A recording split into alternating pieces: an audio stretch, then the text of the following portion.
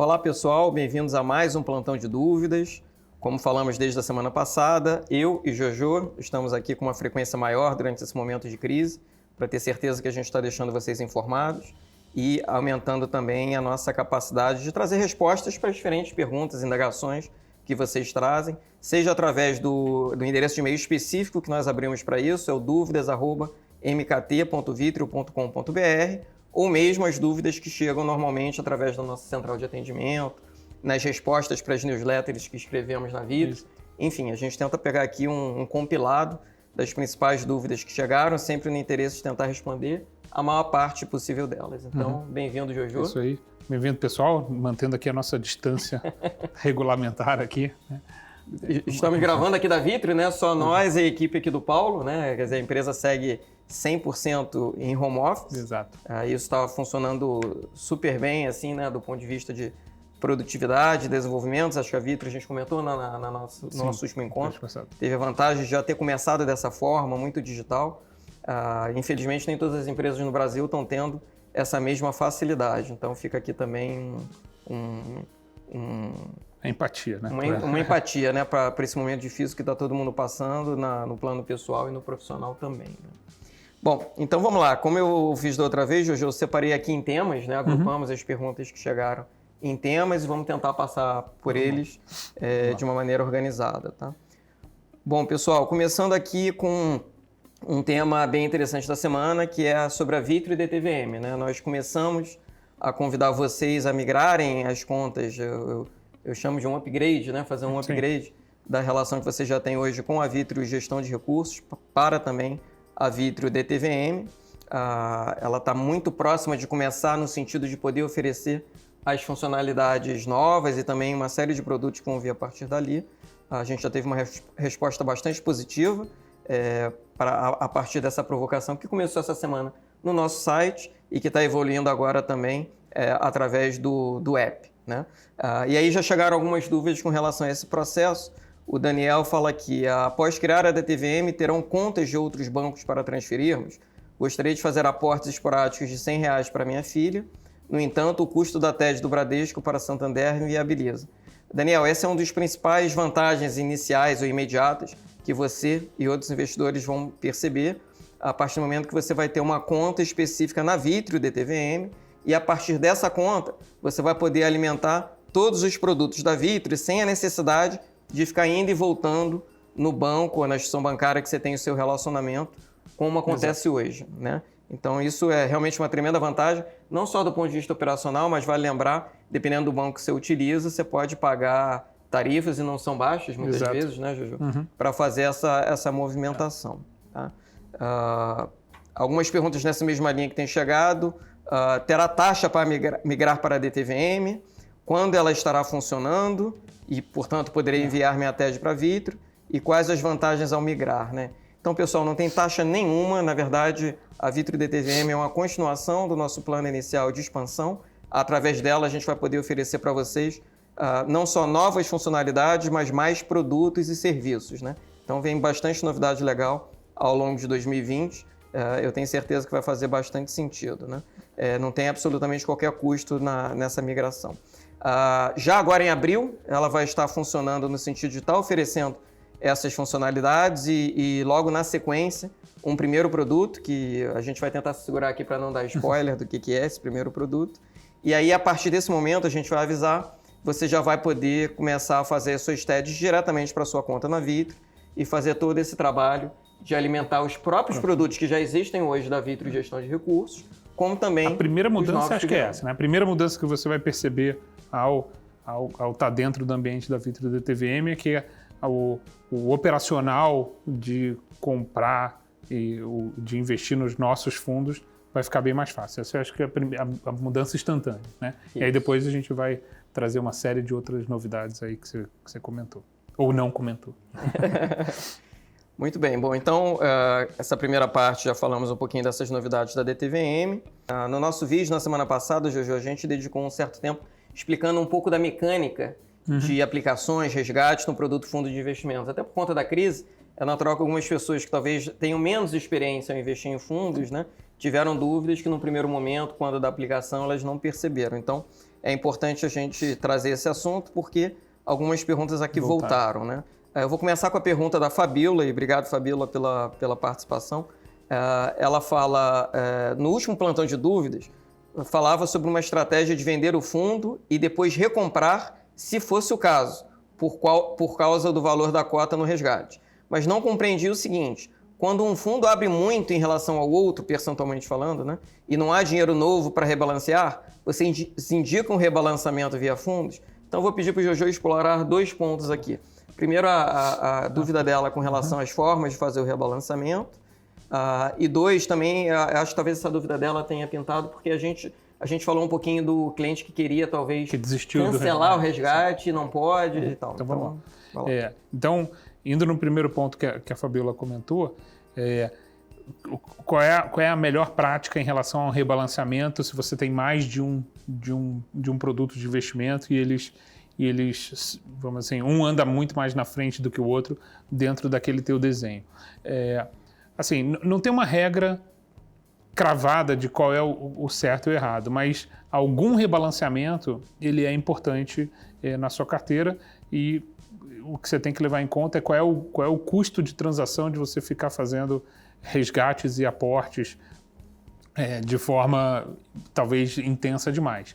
Mas eu diria assim, se você tem um portfólio lá que está bem distribuído entre um fundo de ações, um fundo de multimercados e proteções, depois, especialmente quando você tem movimentos muito fortes no mercado, eu acho que é razoável você, de tempos em tempos, talvez a cada 3 meses ou a cada 6 meses, você olhar o teu portfólio, ver se ele saiu demais do lugar e fazer um pouco desse rebalanceamento. Então, no caso agora, provavelmente, a tua carteira de ações diminuiu, a tua carteira de proteções ficou um pouco maior, né? Então, em algum momento, faz sentido você rebalancear isso daqui.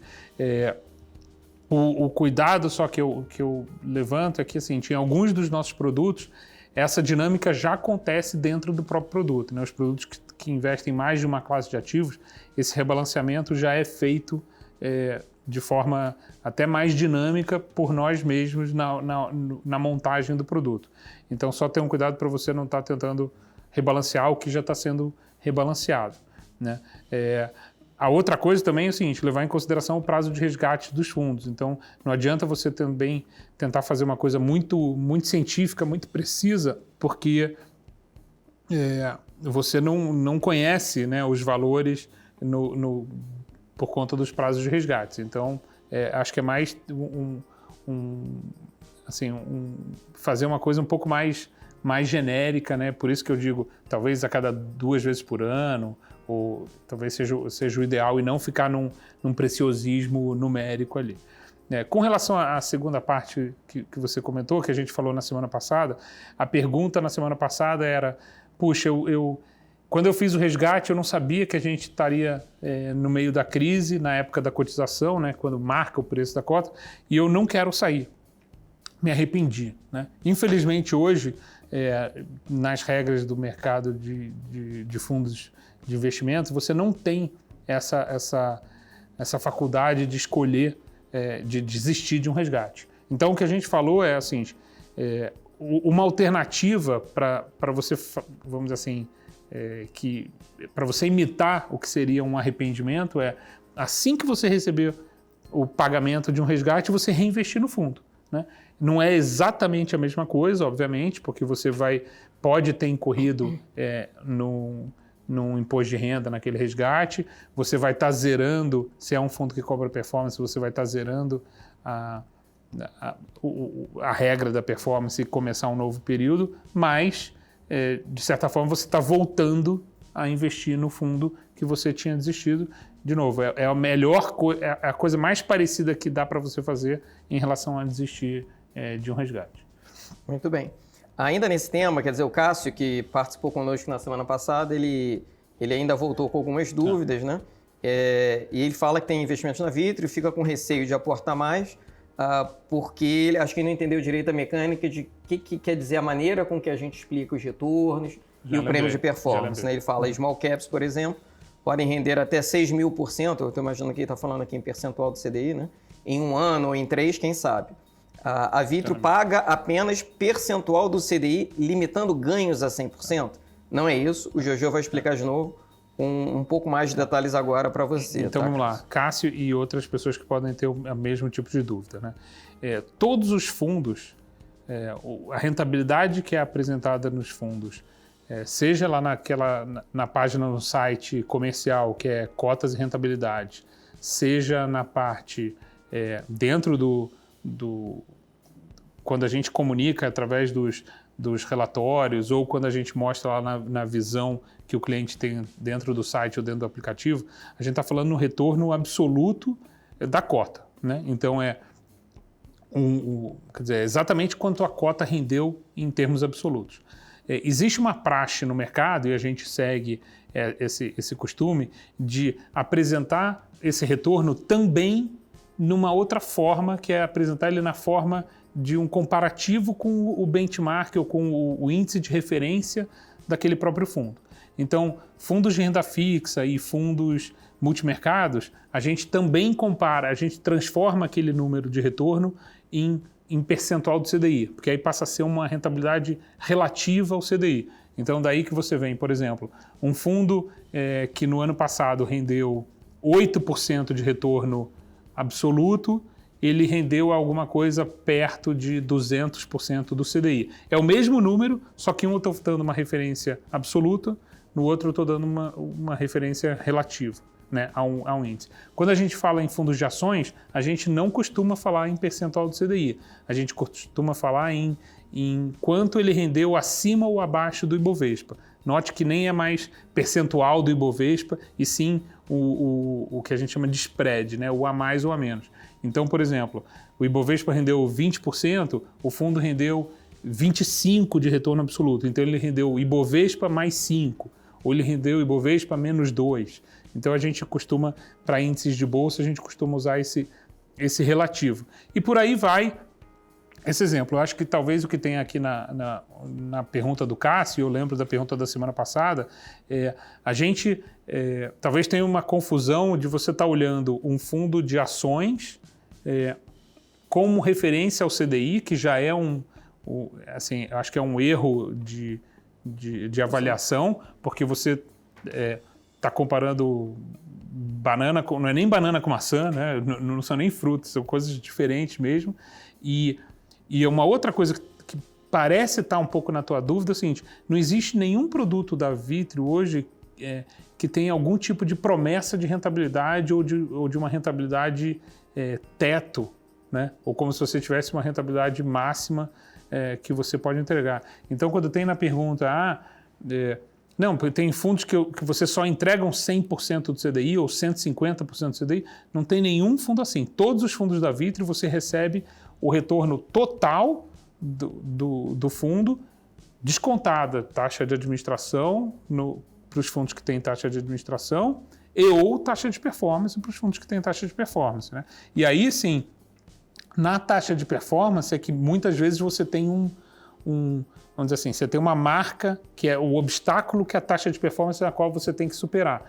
Então, muitas vezes, para os fundos de multimercados, esse obstáculo é 100% do CDI. Ou seja, você paga uma performance do resultado que exceder 100% do CDI. Mas não que isso seja uma promessa de rentabilidade ou um teto de rentabilidade. Então, eu acho que na conversa talvez tenha um pouco dessa confusão. Um é olhar o retorno, o que a gente entrega é o retorno total do fundo.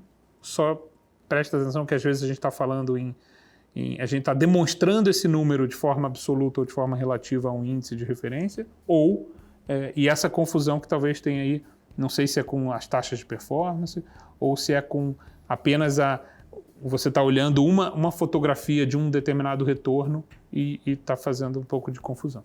E aí, até dando um exemplo numérico para o Cássio, vamos assumir que o fundo tenha rendido líquido já de todos os custos, só excetuando a taxa de performance, alguma coisa como 5%. Uhum. E suponha que o CDI naquele período tenha dado 4%, ou seja, o ganho que o Jojo falou em adição a esse referencial que é o CDI foi de 1%. E aí, se a taxa de performance for de 20%, você vai abrir mão de 20% desse 1%, que dá 0,20%, e o teu retorno líquido final vai ser 4,80%. Exato. Ao invés de 5%. Tá? Mas não é que você tem um cap, um teto, um limite com relação ao seu ganho. Ok? Exato. Bom, Cássio, espero que a gente tenha conseguido responder. Mas se não, a gente... Fica à vontade e... Nos provoque e a gente tem que ser capaz de explicar isso melhor. Muito bem. Bom, mudando agora um pouco de tópico, o Carlos traz uma pergunta aqui com relação ao momento de mercado e o portfólio dele, né? Ele fala, tem investimentos em 5 fundos de ações e multimercado. Existe a possibilidade das empresas que têm cotas desvalorizarem tanto a ponto dela sair do mercado de ações e de eu perder tudo? Olha, vamos lá. Assim, para uma ação sair do mercado de ação, deixar de ser listada, né, primeiro, existe um caminho que é ela tomar uma decisão de fechar o seu capital, né, e tirar a listagem, que eu acho que a gente não está vislumbrando isso acontecer no momento. E existe uma outra condição que é ela sair, por conta da liquidez, ela sair do índice, né, ou dos índices. Muitas das ações que a gente compra fazem parte do índice Bovespa e muitas outras não fazem. Algumas fazem parte do índice Small Caps, mas não tem isso. Não tem um cenário da ação... Quer dizer, obviamente, existe um cenário extremo da empresa falir, né, da empresa quebrar e as ações deixarem de ter valor. Mas eu acho que a gente está bastante distante desse cenário para as empresas que a gente está avaliando aqui, ainda que o preço de muitas delas estejam variando bastante aí nesses dias, né? Variando para os dois lados, né? Enquanto a gente está gravando aqui, estamos no 3º dia de algum fôlego. De algum alívio. De algum alívio, né? Alívio é a melhor palavra, porque eu acho que a situação toda está um pouco longe ainda de estar resolvida. Mas então eu diria o seguinte, tirando obviamente o risco de a gente estar investindo numa empresa que eventualmente não vai dar certo, eu não acho que tem a ver com caiu demais, então caiu da carteira. E a gente também não tem alavancagem nos fundos. Então não tem o risco de a gente não... Quer dizer, aquilo ali perdeu o valor absoluto total porque o fundo estava alavancado. Nenhum dos nossos fundos tem alavancagem. Ele não comenta aqui exatamente quais são os fundos de ações e multimercados que ele tem, né, que o Carlos tem, mas também vale dizer o seguinte, quer dizer, esse é o poder da diversificação. Se você está num fundo de ações, mesmo que seja um fundo de ações um pouco mais volátil e tal, imagina-se que o gestor tem uma carteira diversificada. Isso. A única exceção são fundos de propósito específico, né, mas que são minorias, são casos específicos. Então, pode até acontecer de uma empresa quebrar, dela sair da bolsa e tal, mas é uma dentro de uma carteira de 20, 30, 40, 50, enfim. Isso é raríssimo. Raríssimo. Aí tem uma pergunta aqui do Luciano, né? Acho que foi truncada aqui a pergunta, talvez eu não tenha recebido aqui a parte inicial. Mas ele elabora um pouco antes e fala, por que digo isso? O mercado é de ciclos, vou continuar acreditando, teoricamente vamos bater o CDI, mas supondo que lá na frente, na hora que determinei o horizonte de longo prazo para o investimento, se estivermos na contramão, e aí, o que eu faço? Espero mais 10 anos? Então, acho que tem um pouco aqui da arbitragem temporal, né? Talvez precise em previdência. Bom, eu acho o seguinte, quer dizer, quando a gente fala num investimento de longo prazo, e aí previdência é o que melhor encaixa nesse cenário, porque até no imaginário das pessoas é fácil, né? Você quase que fez um compromisso anterior ao entrar em previdência pensando nisso. Esse assim, muitas vezes isso daqui é um alvo móvel, né? E você vai trabalhando sobre isso. Sem dúvida nenhuma, se você está pensando especificamente na mecânica da previdência, você pode, ao se aproximar daquela data-alvo que você escreveu lá, com que idade você quer se aposentar, você pode decidir não exercer aquele resgate, né? Aquele não é uma data compulsória, onde você tem que sair daquilo. Então, eventualmente, para alguém... Imagina que tem alguém que colocou a data da sua aposentadoria como agora, abril. A Icatu vai entrar em contato com você para entender como é que você quer receber os recursos que estão investidos na Previdência. Você pode tranquilamente falar o seguinte, olha, eu quero esperar mais 1, 2 anos para esticar um pouco mais. Então, pensando se isso funciona hoje, isso vai funcionar daqui a 10 anos também, né? O que eu acho que é importante no ciclo de previdência, quando a gente imagina isso, ao longo do tempo você vai ajustando um pouco o teu portfólio em relação a que momento desse ciclo você está. Então é razoável imaginar o seguinte, alguém que está entrando agora no ciclo da Previdência, você tem 20, 30, 40 anos pela frente, é onde você pode, assim, você praticamente poderia assim, ficar despreocupado dos movimentos que estão acontecendo agora, porque você tem muito tempo para investir, para acumular e seguir fazendo seus aportes mensais. Para quem está, à medida que você vai se aproximando do final da Previdência, você deveria ir reduzindo o risco, porque o bolo que já está acumulado é mais relevante do que as entradas futuras. Então, aí você deveria ir, é uma gangorra, você deveria ir diminuindo o risco à medida que o tempo vai passando, né? Agora, de novo, nada impede que se você não estiver confortável com o momento de saída, porque lá perto está no meio de uma outra turbulência, estica esse prazo sem problema nenhum, reduz só um pedaço, quer dizer, usa só um pedaço, deixa o resto investido. Isso essa mecânica do final, né, do resgate da Previdência, não no sentido dos resgates que você pode fazer a qualquer momento, mas do encerramento da Previdência, ele é super flexível exatamente para você poder ajustar a qualquer situação de mercado. Muito bem. Bom, a gente lançou, Jojo, essa semana o Vitrio Selic, né? Então, várias perguntas aqui sobre esse novo produto.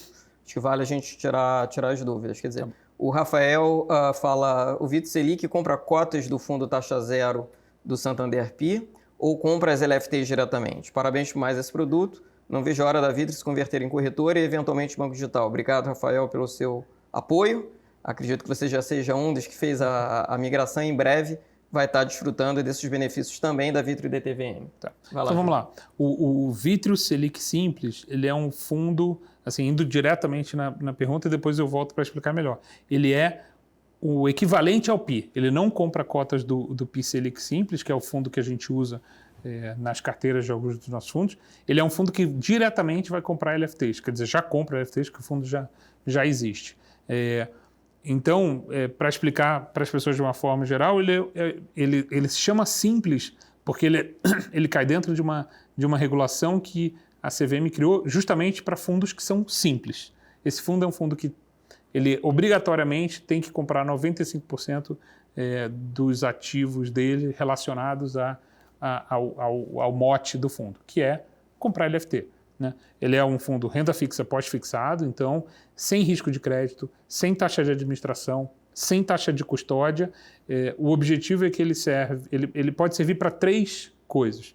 Ele pode servir para ser o seu colchão de liquidez, que serve para você deixar o dinheiro que você já sabe que você vai usar no curto prazo. Né? Então, assim, eu tenho que pagar a escola dos meus filhos no final do mês, eu tenho que pagar o aluguel no final do mês, eu tenho que pagar uma pessoa que trabalha para mim no final do mês, você não vai correr riscos em ativos mais arrojados em tão pouco tempo. Então, você deixa nesse colchão de liquidez. Ali é um lugar ideal para você construir a tua reserva de emergência. O que é reserva de emergência? É justamente os gastos que você não sabe que você vai ter, mas que você pode ter a qualquer momento. Putz, um carro quebrou e vai ter que fazer algum conserto mais caro, um vazamento que vira e mexe aparece em casa, e os relatos agora que está todo mundo em casa, está todo mundo vendo que está quebrando tudo, né? Tem máquina de lavar quebrando, geladeira quebrando, né? O uso intensivo da casa, as pessoas estão percebendo isso, ou estão dando tempo para perceber isso. Eventualmente, tomara que não, mas uma emergência médica. Então, tudo que vira e mexe acontece na nossa vida, mas que é o que você desconhece, né? A gente não sabe o que tem, né? E a terceira coisa é o ponto neutro, vamos dizer assim. É o lugar onde você pode deixar o dinheiro parado, esperando uma oportunidade. Puxa, estou vendo esse mercado muito nervoso, subindo e descendo, ainda não estou confortável de fazer um investimento, mas recebi um dinheiro. Ótimo, fica ali estacionado, com uma liquidez imediata, instantânea para você. Agora eu estou mais confortável para investir. Então ele serve para esses 3 propósitos, né? Ele é o fundo, de novo, a gente demorou um tempo aí para desenhar junto com o administrador uma forma onde a gente pudesse isentar o fundo completamente de taxa de administração e de taxa de custódia, e estamos felizes que ele saiu, né? Então ele serve para essa dinâmica aí. Mas ele é equivalente, para quem conhece o PIS Selic Simples, que a gente usa em algumas das carteiras dos nossos fundos, ele é o equivalente. Quer aproveitar e falar um pouquinho dos horários de movimentação? É fundamental isso, né? O fundo, toda vez que você entra no fundo, você entra com a cota né? Você entra com dinheiro no mesmo dia e se você pedir os resgates até o meio-dia, você recebe o dinheiro no mesmo dia. Se você pedir o resgate depois do meio-dia, você vai receber o dinheiro no dia seguinte. Essa é a principal regra do fundo, né? E aí, quando a gente fala em movimentação do fundo, enquanto a DTVM não está no ar, é aquele mesmo processo de todos os fundos. Você tem que fazer a solicitação no site ou no aplicativo e você tem que mandar a tua TED tem que chegar até às 16 horas para que a gente faça esse casamento, senão o casamento é no dia seguinte. Quando tiver a DTVM, todas essas regrinhas de horário que eu falei vão ficar um pouco mais flexíveis e aí na hora a gente explica tudo de novo para vocês.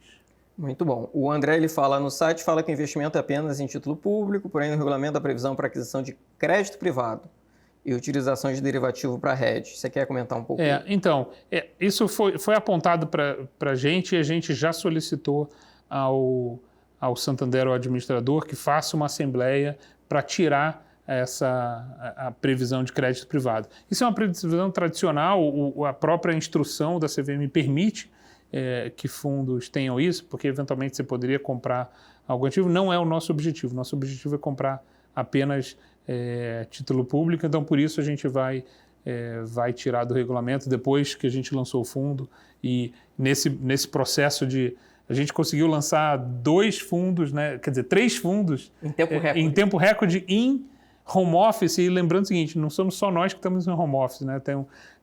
O Santander está em home office, os parceiros estão em home office, daqui a pouco quase os cartórios estão em home office, então tem toda uma... A CVM está em home office, então acabou, então a gente vai tirar isso do regulamento, não precisa se preocupar, não tem previsão de usar crédito. Muito bem. Nem derivativos. Né? O Cristiano, e aí tem várias participações do Cristiano hoje, super obrigado por estar aqui com a gente. Ele fala: os rendimentos do Vitro Selic serão melhores do que a poupança, mesmo incidindo imposto de renda no resgate? Tem como explicar matematicamente? Então vamos lá, a resposta é sim, né? A conta que a gente fez é o seguinte: a regra da poupança, se você lembrar, a poupança teve uma mudança de regra que ela tem duas... a poupança tem 2 rendimentos diferentes dependendo do nível que tiver a Selic, né? Então, para a Selic acima de 8,5% ao ano, tem uma regra que parece a regra antiga, que é TR mais meio, né? Para Selic abaixo de 8,5%, a regra é que a poupança paga 70% da Selic. Então, o rendimento da poupança é esse, 70% da Selic. O rendimento do fundo Selic Simples, ele vai ser muito próximo, se não igual, ao da própria Selic, já que nele não incidem as taxas de administração e custódia, incide apenas os custos fixos operacionais do fundo, né? Mas à medida que o fundo cresce, esses custos são praticamente irrelevantes.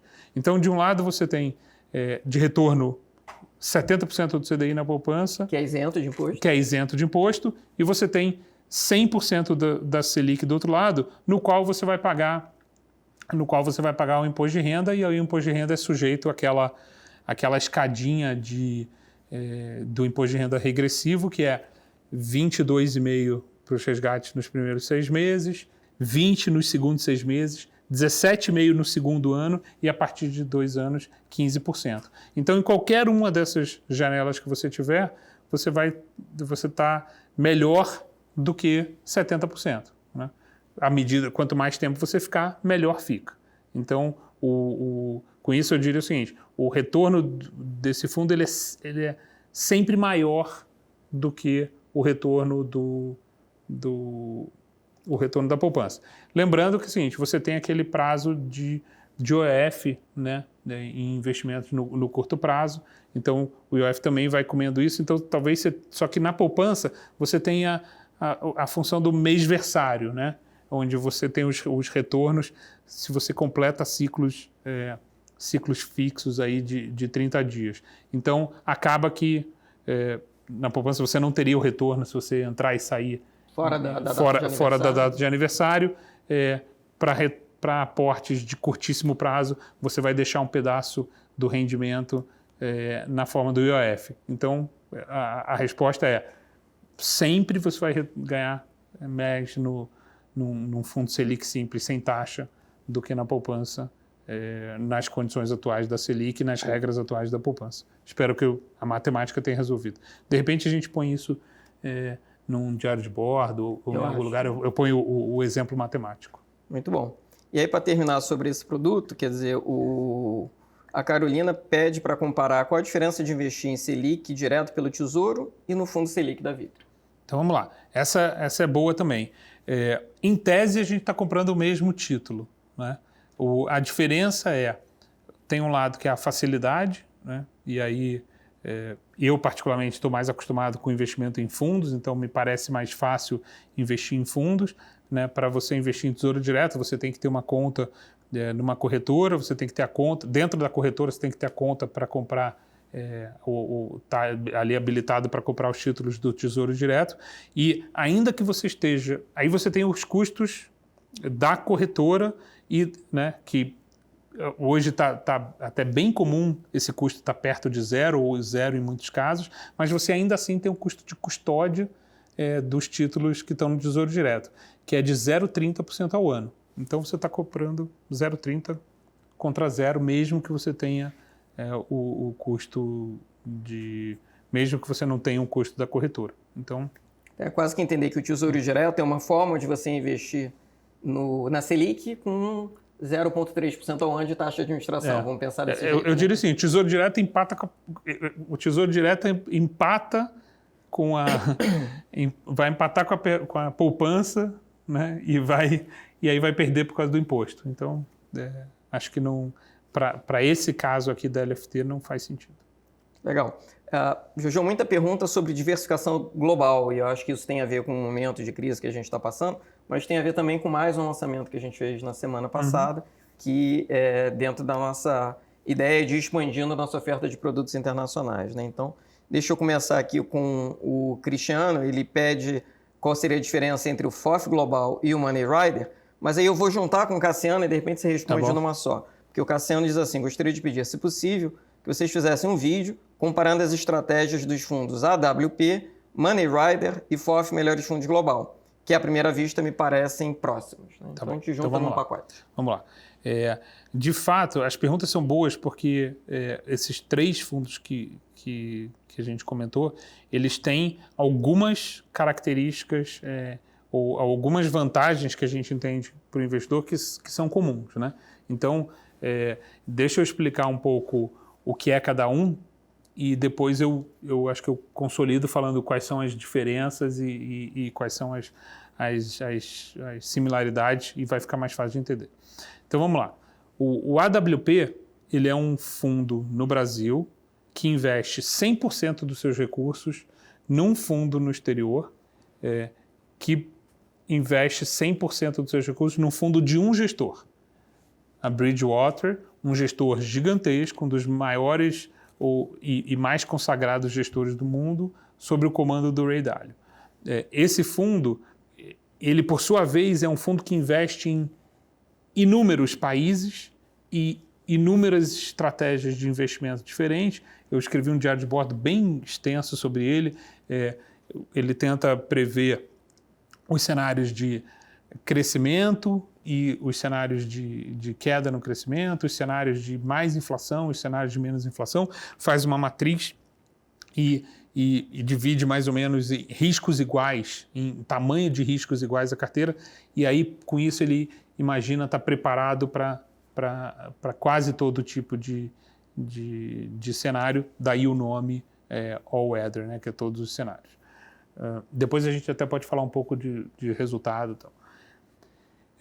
Então, o que você ganha com esse fundo? Você ganha exposição internacional, você ganha a exposição cambial, necessariamente, você tem diversificação geográfica e você está com a cabeça de uma equipe, né, lá fora. O Money Rider Hedge Fund, que a gente lançou no final do ano passado, ele é um fundo que você põe o seu dinheiro aqui no Brasil, a gente pega o dinheiro e investe lá fora em diferentes classes de ativos também, né? Então tem renda fixa, renda variável, fundos imobiliários, dentro da renda variável tem ações, tem commodities, tem bastante coisa, e a gente investe através de principalmente 3 tipos de ativos. A gente investe em ações direto, né? A gente investe em ETFs, que são aqueles fundos listados em bolsa, então eles têm um mecanismo que parece uma ação do ponto de vista de transação, mas ele é um fundo. Ele investe em alguns fundos imobiliários, né? E ele investe em ouro, hoje, né? Hoje essa carteira. Ali, a inspiração é o relatório Money Rider feito pela equipe da Empíricos. Então, o que você tem nesse produto? Você tem a diversificação da moeda, você tem a diversificação geográfica, porque a gente está investindo em várias geografias do mundo, Estados Unidos, Europa, Ásia, países emergentes. Você tem a diversificação de várias classes de ativos, né, diferentes, e você, em tese, está seguindo a inspiração de uma equipe de gestão que assina o relatório Money Rider. O terceiro fundo que a gente, dessa tríade aí que a gente lançou na semana passada, é o FOF Melhores Fundos Global, né? Ele é o último entrante aí da família do Melhores Fundos. Você investe no Brasil, a gente pega os recursos, manda para o exterior, e aí a gente vai investir em uma série de gestores diferentes, em uma série de fundos diferentes, de várias classes de ativos diferentes. Então tem renda fixa, tem crédito, tem renda variável, tem commodities, tem fundos alternativos, né, como se fossem os multimercados, tem fundos de real estate, do mercado imobiliário, mas sempre o veículo, o instrumento que a gente está usando, na esmagadora maioria dos casos, são fundos. Então, o que você ganha quando você investe nele? Você tem a diversificação da moeda, né? Você tem a diversificação geográfica, porque a gente, de fato, está investindo em lugares diferentes do mundo. Você tem a diversificação de várias classes de ativos e você tem uma quarta diversificação que você não tem nos outros 2 produtos, que é a diversificação de gestores. Você não está seguindo, ainda que a inspiração vem do relatório Os Melhores Fundos de Investimento, da recomendação de fundos que ele tem, você está investindo na cabeça de várias pessoas. Então, tem um pedaço de exposição ao Bridgewater, tem um pedaço de exposição ao Oaktree, tem fundos da Schroeder, tem fundos da PIMCO, tem fundos do JP Morgan, tem fundos do Morgan Stanley. Então, você tem um conjunto de cabeças pensantes que é uma das faculdades que a família de melhores fundos tem, porque você está a diversificação de times diferentes. Então, se você resumir o que eu falei num gráfico, o AWP, você tem 3 níveis de diversificação e você está, quer dizer, moeda, geografia e classe de ativos sob a tutela do Ray Dalio e a equipe da Bridgewater. No Money Rider você tem moeda, geografia e classe de ativos sob a inspiração do João e equipe do Money Rider. No FOF Melhores Fundos você tem moeda, geografia, classe de ativo e várias cabeças pensantes. Então é assim, você tem tração em 3 rodas, tração em 3 rodas e tração nas 4 rodas. Essa é a diferença do que a gente imagina. Fazendo um paralelo para o Brasil, é como se a gente estivesse falando o FOF Melhores Fundos Global se assemelha ao FOF Melhores Fundos aqui, o Money Rider se assemelha ao Carteira Universa e o AWP se assemelha a você comprar um outro gestor isoladamente. Muito bem. Tá? Obviamente tem diferenças o AWP, pelas questões regulatórias da CVM, da estrutura do fundo lá fora, ele é apenas disponível para investidores profissionais, com mínimo de R$50 mil no fundo. O Money Rider, a gente fez ele em 2 versões, tem a versão com 100% de exposição disponível para investidores qualificados e a versão diluída de 20%, que é o Lite, para o público geral. O FOF Global, por enquanto, ele só existe na versão 100% para investidor qualificado e ele tem um mínimo de R$1.000. Aproveitando a grande presença do Cristiano hoje na nossa lista de perguntas, previsão de um FOF Global Lite, vai o spoiler da vez. Assim, a gente lançou o primeiro 100% até para entender se existia demanda para o Lite. A gente, assim como você está perguntando, muitas outras pessoas perguntaram, então muito provavelmente em breve a gente vem com a versão Lite do FOF Global também. Muito bem. Para terminar então essa sessão, o Daniel pergunta, não há risco de bitributação nos fundos, em especial no global, em que há imposto lá fora e no resgate aqui? Então vamos lá. É importante a gente pensar, o mundo de imposto de renda ele é super complexo quando você vai para o exterior, né? Dependendo da forma como você investe, né? Mesmo quando você compra ETFs, quando você recebe dividendos de ações, né? Quem já se aventurou para fazer isso sabe disso bastante, até o Patrick talvez já possa me ajudar aí se a gente for entrar em mais detalhes.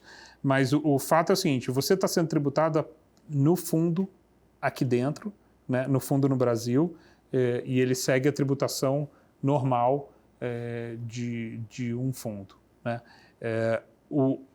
Os ativos que a gente está usando lá fora, a gente está tentando da melhor maneira possível usar fundos em domicílios que sejam mais eficientes do ponto de vista fiscal, né, para o fundo. Mesma coisa quando a gente usa ETFs.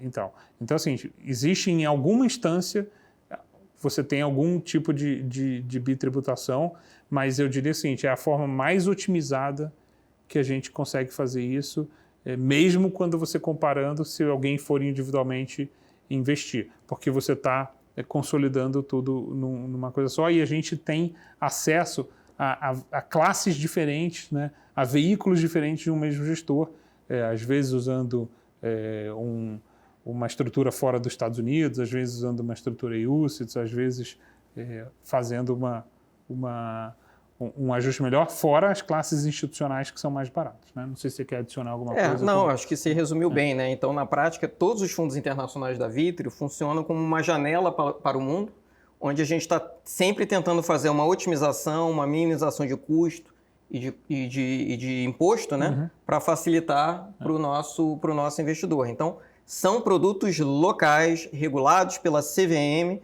e, portanto, a tributação tem a ver com a Receita Federal do Brasil. Como você paga impostos normalmente em qualquer multimercado, fundo de ações, conforme você escolhe, né? Os casos de bitributação são poucos, normalmente isso acaba acontecendo mais no mundo de ações para parcela de dividendos, quando há um recolhimento na fonte. Mas nós somos tratados através desse veículo, na maior parte dessas jurisdições, como investidor estrangeiro e, portanto, a maior parte da tributação, se não toda, ocorre aqui no Brasil. Tributação é essa que você já conhece em produtos semelhantes. Isso, né? E eu recebi alguns comentários quando a gente lançou o Global, até de pedidos de outros fundos, assim, ainda no universo internacional, porque as pessoas têm um pouco dessa dificuldade, né? Assim, se no mundo de ações no Brasil já é complexo, recolhimento de DARF, quando você transaciona ações, etc., lá fora você também tem um pouco dessa dinâmica quando você vai fazer o individual. Então, acho que o fundo só facilita, né? Ele não onera, né? Ele só facilita. Bom, Jojo, duas perguntas aqui, mudando de assunto, para o Vitrio Ouro, e depois eu faço uma mais abrangente de proteções. Tá? A primeira do João, o fundo de ouro de vocês também contempla dólar, em que proporção? Então vamos lá. Essa é uma coisa que a gente sempre falou desde o início na construção do nosso fundo de ouro. Sim, o nosso fundo contempla dólar em 100% do portfólio, né? Porque a gente compra um pedaço do fundo, a gente negocia nos contratos negociados na B3 aqui, e um pedaço do fundo a gente compra em ETF lá fora. O preço do dólar do contrato, o preço do ouro do contrato negociado na B3, ele é uma função, né, do preço do ouro negociado internacionalmente, somado a isso a variação cambial. Não é uma tradução perfeita, porque tem umas questões da liquidez desse contrato aqui, mas eu diria o seguinte, assim, no longo prazo, o preço do contrato aqui deveria convergir para o preço lá fora, traduzido para o nosso câmbio. Então, a resposta, vamos assim, lato sensu, é que a gente tem 100% de exposição cambial. Quando você olha o retorno do fundo em janelas mais longas, você percebe isso claramente, né? O ouro negociado lá fora, esse ano, ele tem uma trajetória que ele sobe até mais ou menos o meio de fevereiro, depois ele cai e ele agora, aí, nos últimos dias, apresentou alguma recuperação, né? E ele, grosseiramente falando, estava meio que quase que no 0 a 0 aí nesses dias todos. Enquanto isso, o câmbio, a trajetória do câmbio, todo mundo viu aqui, né? Ela foi crescente o ano todo e meio que acelerou aí no meio da crise para cá. Então, grosseiramente falando, o câmbio estava subindo uns 20%, 25%, o ouro meio no 0 a 0 lá fora, e o nosso fundo de ouro estava dando perto de uns 20 e poucos por cento. Então, quer dizer, a gente tem exposição cambial full, vamos dizer assim, no nosso fundo de ouro. E aí, nisso a gente aproveita e já respondeu o Henrique, porque ele fala, o fundo da Vitro tem hedge em dólar, sim, já é dolarizado, né? E aí ele se confunde um pouco aqui na mecânica, se o dólar subir 5%, eu estou imaginando que ele está falando contra o real, né? E o ouro subir 5% no mesmo mês, isso significa o quê? Uma rentabilidade de 10 ou de 0? De 10. De 10, como o Jorge respondeu, você está somando. É o lato senso, mas não é o estrito senso, mas é 10. Muito bem. Aí eu aproveito, Jojo, a gente teve uma pergunta bem legal, uma contribuição grande aqui do Anatoly, né? Foi até uma pergunta que o próprio Jojo dedicou um tempo dele também respondendo vários dos pontos aqui. E ele traz um pouco dessa provocação com relação à questão das proteções, né? Quer dizer, e acho que talvez tenha se confundido um pouco com relação a quanto ter de proteções, né? Que ele fala que há semanas vocês estão proclamando aos 4 ventos para os clientes investirem 30% do patrimônio em ouro e dólar, né? E aí ele vê ao mesmo tempo marchas e contramarchas com relação aumenta a exposição, diminui, bota mais proteção, tira. Então acho que é importante a gente passar aqui uma mensagem não só para o Anatoly, mas para os demais, do que tem a ver com movimentos táticos e que estão presentes em maior ou menor proporção em alguns dos nossos fundos, em outros não, e como lidar com essa questão das proteções para o portfólio como um todo. Exatamente. Anatoly, eu em particular recebi o teu e-mail e me debrucei para tentar responder ele, e a gente achou que era uma boa trazer os teus pontos aqui, porque fica talvez mais fácil até de expressar. Então, vamos lá. Acho que a primeira coisa importante para a gente colocar é assim, eu acho que muitos dos nossos cotistas, dos nossos investidores, são também leitores de um ou mais relatórios da Empíricos, né? Muitos dos nossos produtos são inspirados nas ideias que estão nos relatórios, né? Só que aí a gente precisa tomar um cuidado, que é esse o ponto que o Patrick mencionou, que é entender o que são recomendações da Empíricos que estão nos relatórios, que são traduzidas para dentro dos fundos e quais fundos têm essas traduções ou não. Então vamos fazer fazer uma separação aqui de quem tem essa dinâmica e quem não tem. Por exemplo, os fundos de ações, o MAB Plus, o Microcap Alert e o Oportunidade de uma Vida, eles são carteiras que vão estar sempre 100% compradas, né? Eles são carteiras que sempre vão estar long, como a gente fala no mercado.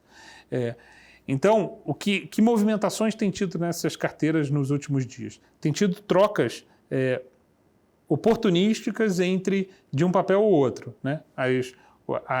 As indicações são, puxa, está na hora de eu pegar um papel que depreciou demais ou que tem uma oportunidade dentro desse novo cenário e sair de um outro que talvez vai se prejudicar mais. Tal. Então a gente fez trocas pontuais na carteira desses 3 fundos, né?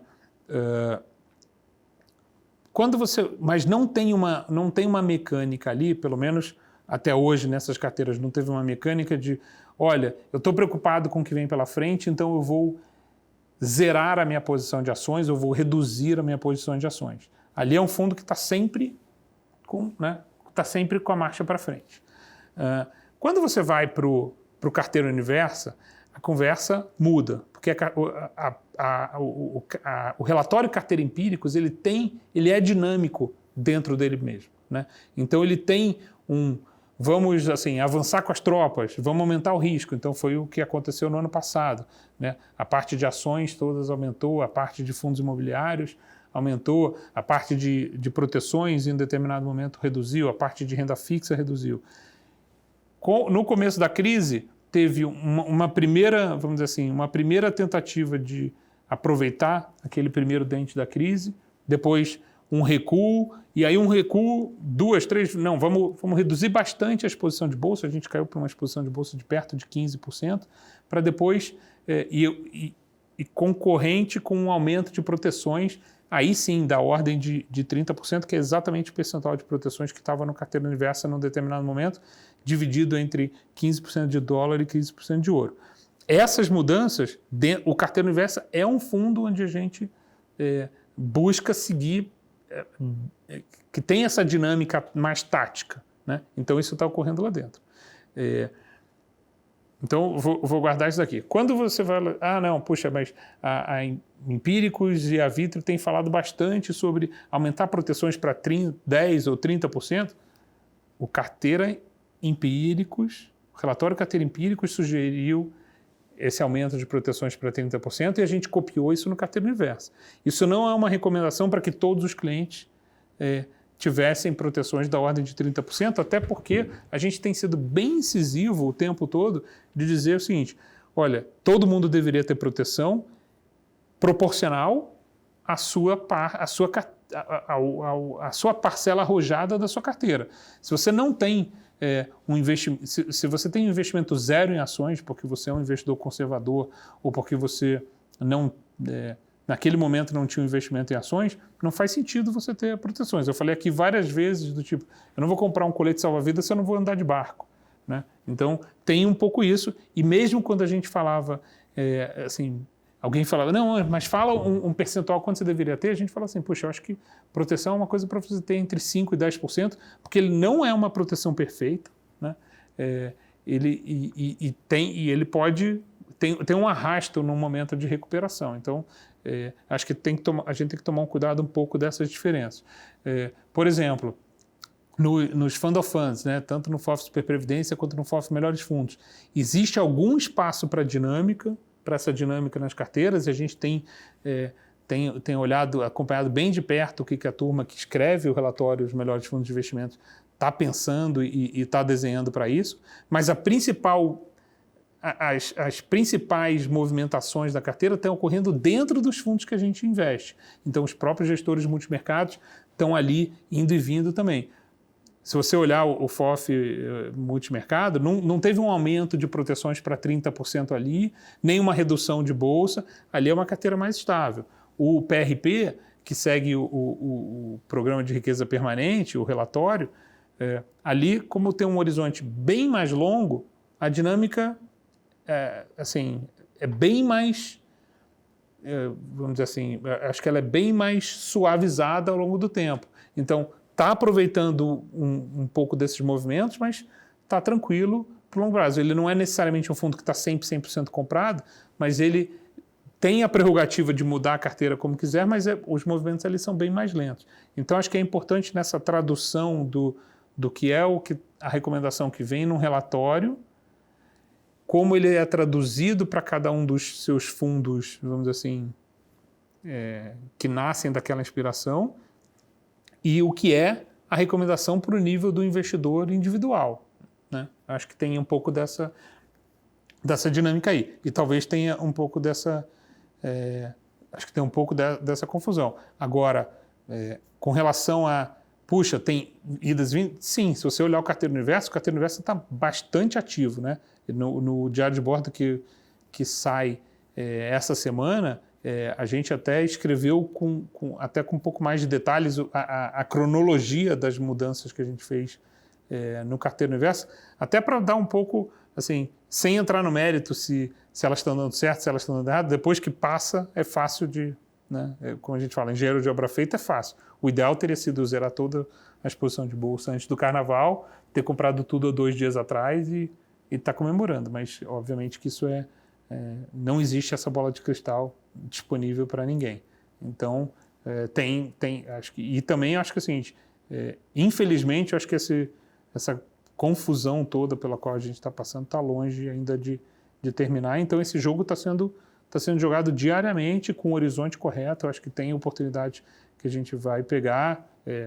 A defesa funcionou nos momentos onde o mercado estava mais pressionado e por aí vai.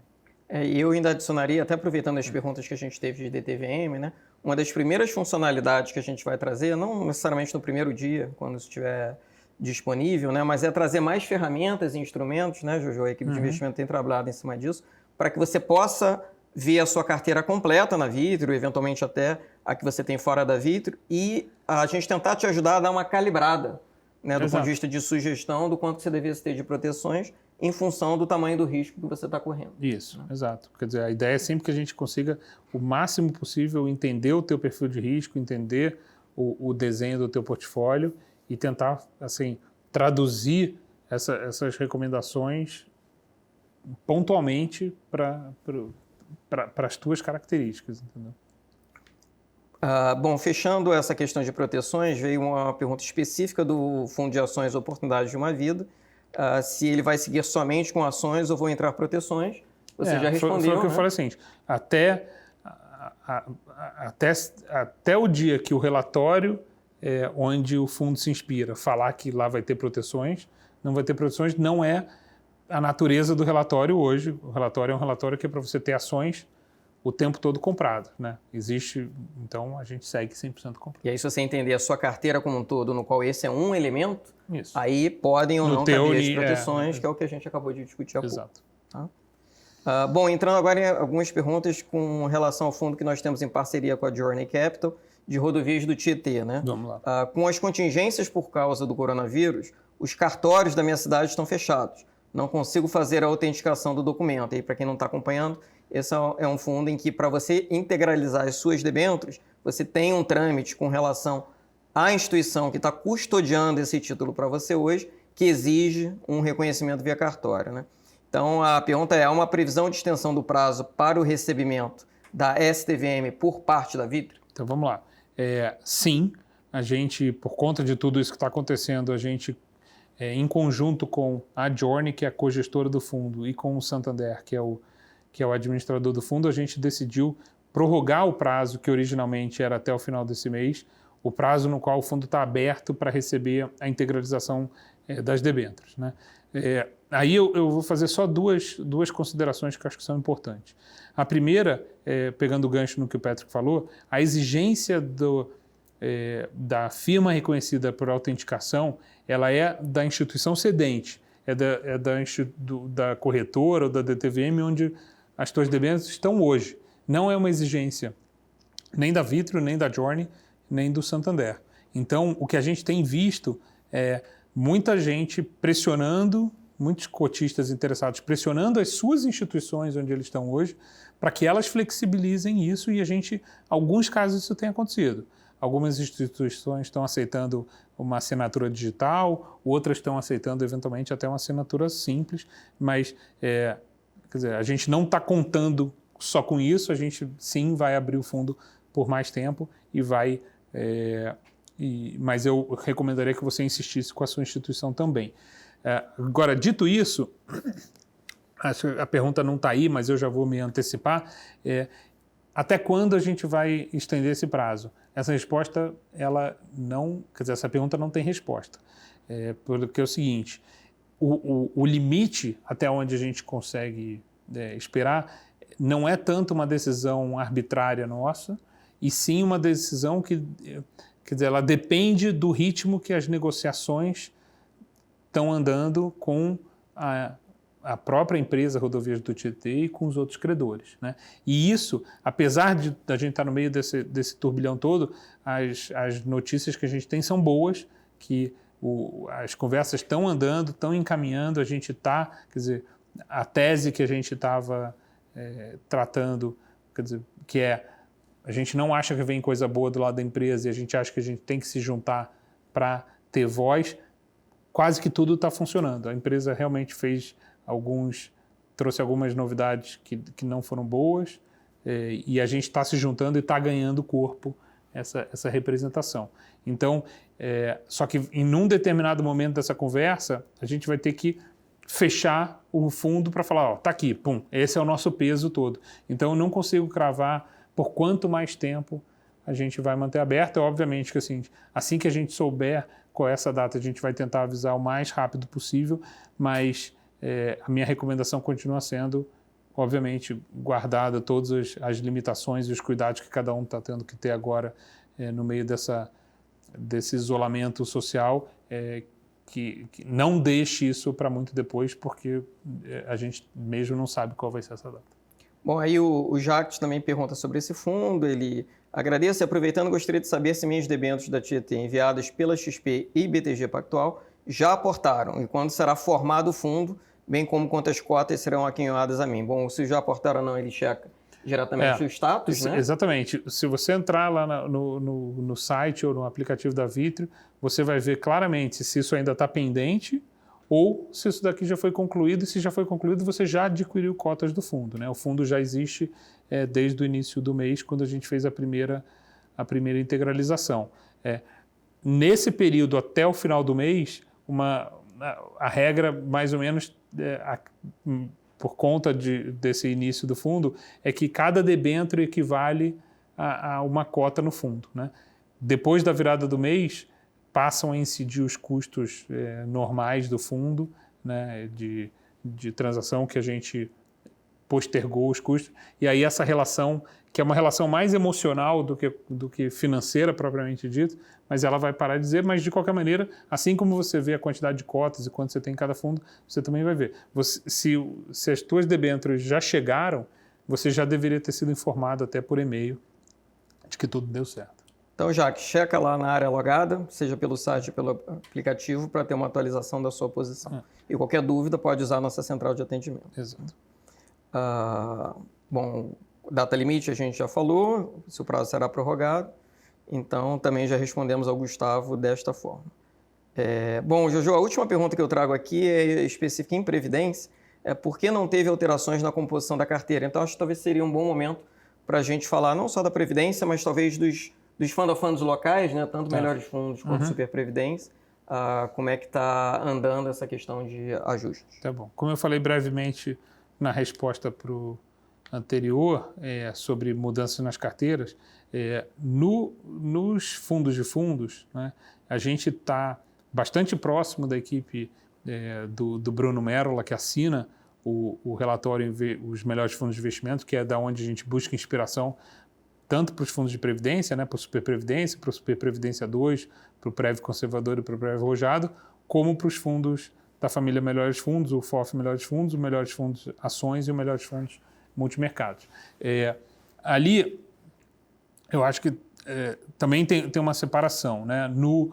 Nos fundos que são, vamos dizer assim, as matrizes, que são multiclasses de ativos, que é o Super Previdência, o Super Previdência 2 e o Melhores Fundos, eles estão trabalhando, enquanto a gente fala, eles estão trabalhando em onde flexibilizar a carteira e a alocação, os pesos entre as classes de ativos para aproveitar as oportunidades que vão aparecer no mercado, né? No passado, se vocês lembrarem, grosseiramente a gente já fez isso, teve uma redução de crédito, um aumento de bolsa, um ajuste em multimercado, no Melhores Fundos entraram os sistemáticos, então acho que a gente vai ver a gente pode ver ao longo do tempo um pouco dessa dinâmica.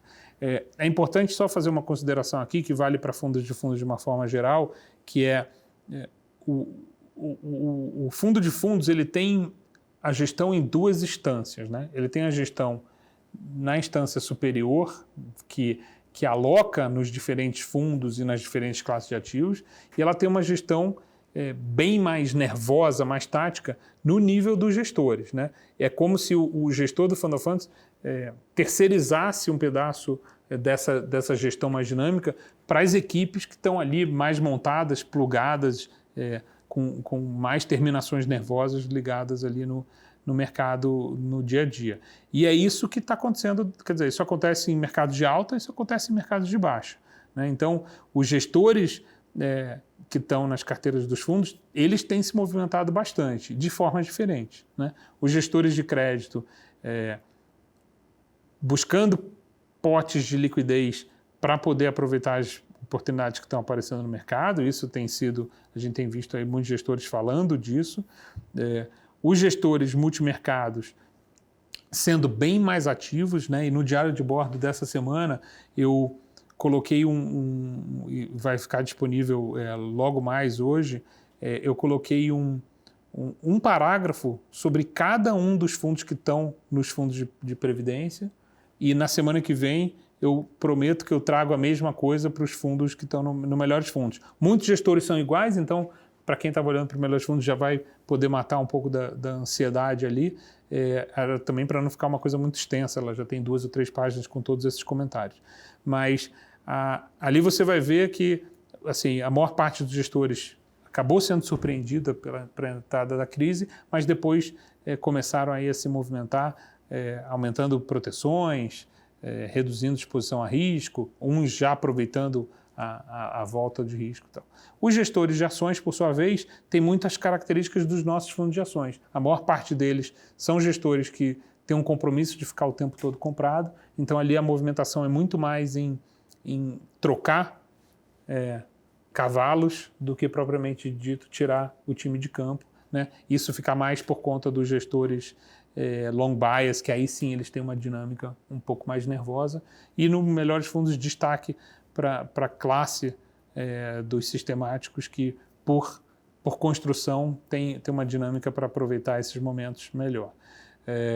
Então, resumindo, assim, acho que a gente pode esperar aí para os próximos dias ou semanas uma indicação vindo do pessoal lá de como é que vão ser essas movimentações de médio e longo prazo para se aproveitar dessa dinâmica, e muita coisa acontecendo no nível dos gestores, isso com certeza.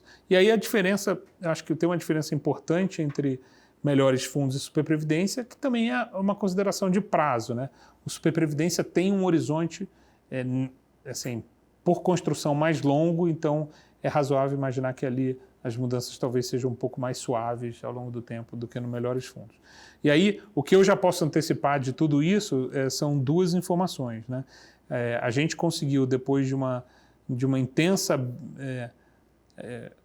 batalha ou esforço junto com a Icatu e com o administrador do Superprevidência, achar um desenho onde a gente pode usar o ouro na carteira do Superprevidência, lembrando que o ouro não fazia parte do Superprevidência porque existe um entendimento da norma que não era permitido pela SUSEP, mas a gente achou um desenho onde dá para usar, então em breve a gente está fazendo os últimos ajustes operacionais para que a gente possa investir, a Superprevidência investir também no fundo de ouro como parte de proteção, para compor com investimentos no exterior, e no Melhores Fundos a gente está aproveitando oportunidades que estão aparecendo na crise, e uma das oportunidades são que alguns gestores consagrados, né, ou gestores que a gente gosta, pelo menos, no mercado, que estavam fechados para captação, que a gente não teve a chance de investir, estão reabrindo, né?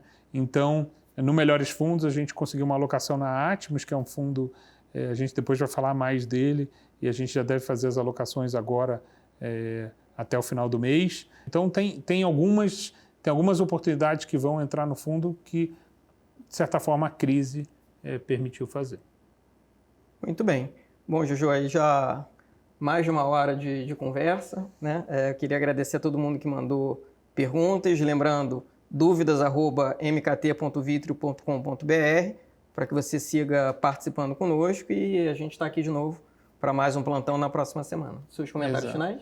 Não, acho que é isso, né? Assim, na semana passada a gente falou um pouco mais da crise, dessa vez a gente acabou não falando tanto. Eu acho que assim, não cabe necessariamente a gente talvez ficar trazendo tanto acompanhamento de mercado, porque o mercado está volátil, a gente imagina que essa volatilidade deve permanecer no mercado enquanto não tiver uma clareza sobre qual é a melhor forma de tratar o vírus ou a pandemia, nem qual é a forma que governos no mundo todo vão tratar a história do isolamento, né? Então, acho que enquanto isso estiver pendente, qualquer prognóstico de cenário é incerto né? Ou cedo demais para falar. Uma outra coisa que eu queria lembrar é a seguinte, a gente vai começar a fazer uma série de lives com os gestores, então é legal, fica atento aí nas nossas mídias sociais,